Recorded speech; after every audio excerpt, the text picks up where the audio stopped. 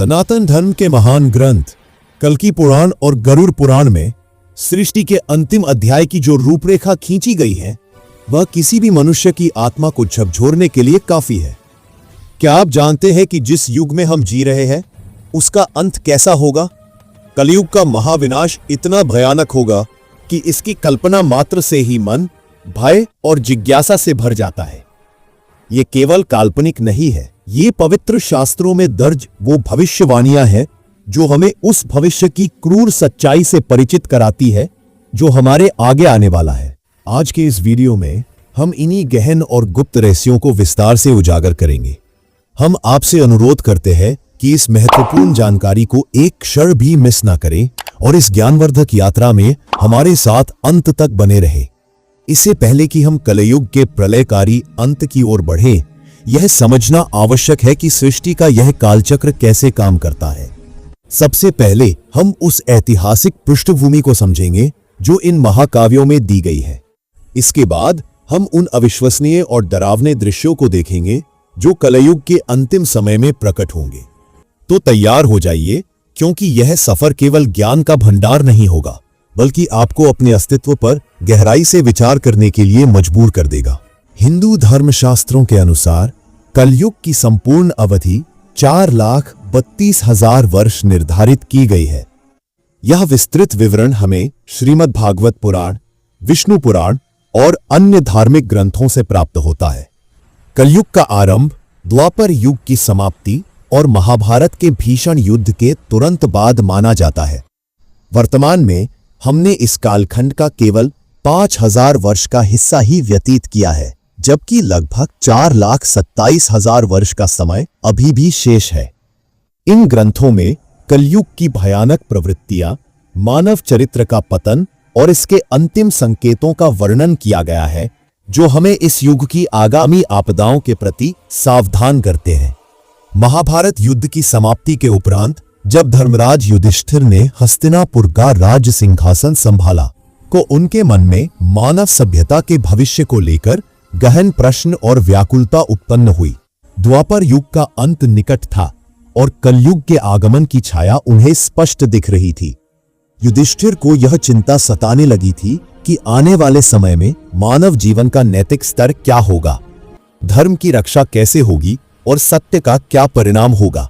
इस गंभीर चिंता का समाधान खोजने के लिए उन्होंने अपने भाइयों पराक्रमी भीम, धनुर्धर अर्जुन, नकुल और सहदेव के साथ मिलकर भगवान श्री कृष्ण से सलाह लेने का निश्चय किया। तो अर्जुन बोलते हैं, आदरणीय बड़े भ्राता, आप इतने अशांत क्यों प्रतीत हो रहे हैं? क्या कोई शत्रु हमारे राज्य के विरुद्ध षड्यंत्र कर रहा है? यदि ऐसा है तो मुझे आदेश दीजिए, मैं अभी उसका सर्वनाश कर दूंगा। तब युधिष्ठिर कहते हैं, हे अर्जुन, मैं तुम्हारे शौर्य से भली भांति परिचित हूं।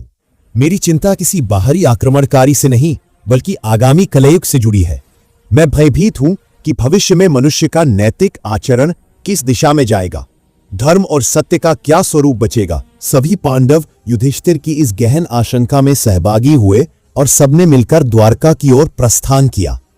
द्वारका नगरी पहुंचने पर भगवान श्री कृष्ण ने उनका आत्मीयता से स्वागत किया।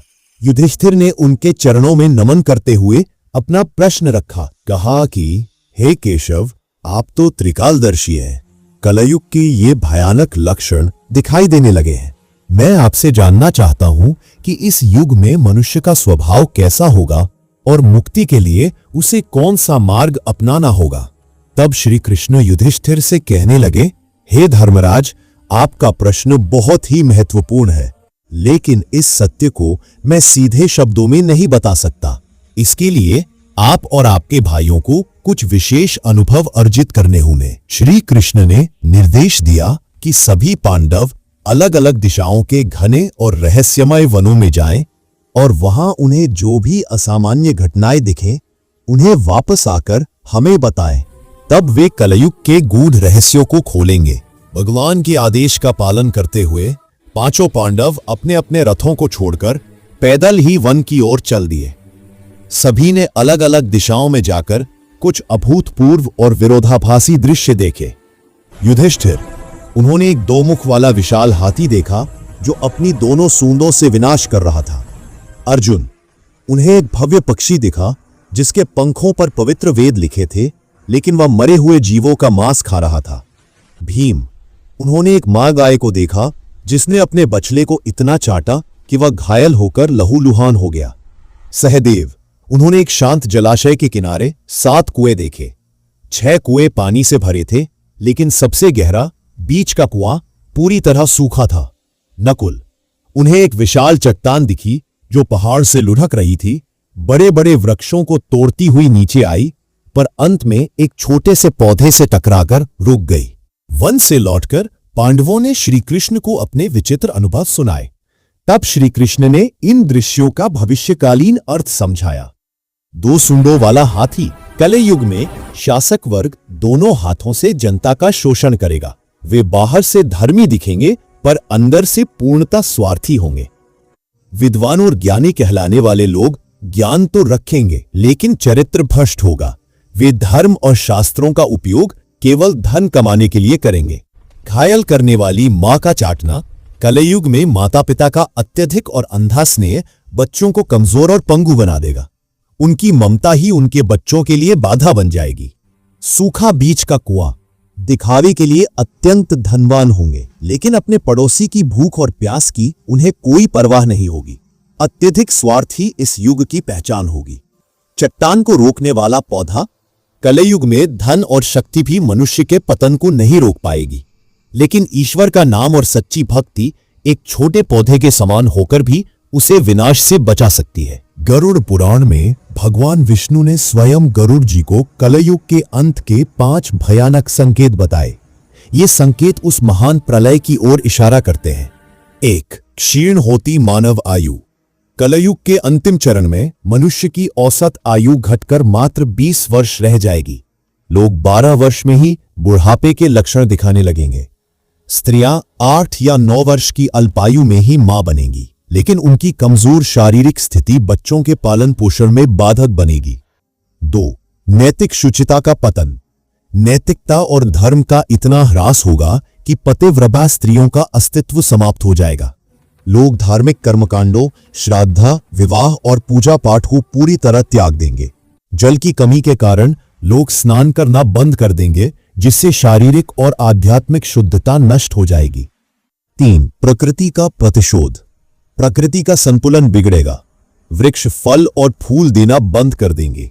शाकाहारी विलुप्त हो जाएगा और भोजन में मांसाहारी की प्रधानता होगी। गायों को केवल दूध और मांस के लिए पाला जाएगा। उनकी पूजा समाप्त हो जाएगी। 4. भयंकर सूखा। वर्षा अत्यंत कम हो जाएगी। खेतों में फसलें उगना बंद हो जाएंगी और जो थोड़ा बहुत अनाज मिलेगा वो छोटा और रसहीन होगा। फलों में स्वाद और रस का अभाव होगा, जिससे लोग भूख और प्यास से व्याकुल हो उठेंगे। 5. 7 सूर्यों का अंतिम उदय। कलयुग के अंत का सबसे चरम संकेत होगा 7 सूर्यों का एक साथ उदय। भगवान विष्णु स्वयं सूर्य की किरणों में समाकर पृथ्वी का समस्त जल सोख लेंगे। इन 7 सूर्यों की भीषण गर्मी से यह संपूर्ण सृष्टि जलकर राख हो जाएगी। इसके बाद भगवान रुद्र रूप में 100 वर्षों तक मूसलाधार वर्षा करेंगे, जिससे संसार जलमग्न होकर शांत हो जाएगा। इस नए सतयुग में केवल वही जीव स्थान पाएंगे जिन्होंने कठिन समय में भी धर्म और सत्य का मार्ग नहीं छोड़ा। ये हमें सिखाता है कि जीवन में सच्चाई और भक्ति ही अंतिम मोक्ष का मार्ग है।